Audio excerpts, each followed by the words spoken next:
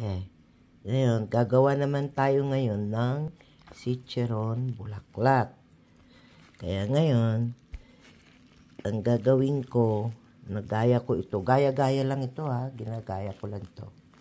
Sandali lang. Ito. Gagawa tayo ng chicharon bulaklak. Gumaya lang ako doon sa YouTube.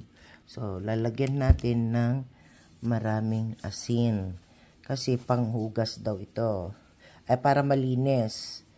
Tapos lalagyan natin ng suka. Yan, para panglinis yan. Ayan. Lalamas-lamasin ko to. Yan. Madaming asin ang panglinis. Yan.